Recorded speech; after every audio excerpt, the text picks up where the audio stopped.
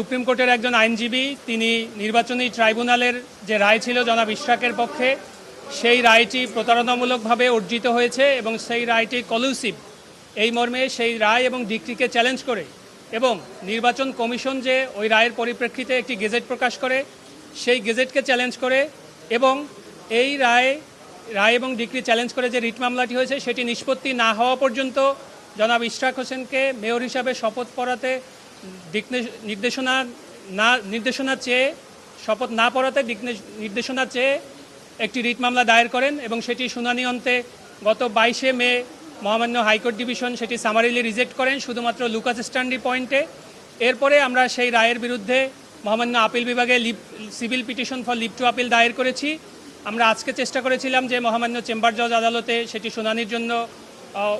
অন্তর্ভুক্ত করতে, কিন্তু আমরা আজকে সেটি অন্তর্ভুক্ত করতে পারিনি। আমরা আশা করছি এটি আগামীকাল মহামান্য চেম্বার জজ আদালতে শুনানি হবে এবং শুনানিতে আমরা civil petition for leave to আপিলের সাথে সাথে যে ট্রাইব্যুনালের যে তর্কিত রায় অর্থাৎ যে কলুসিভ রায় তারা অর্জন করেছিলেন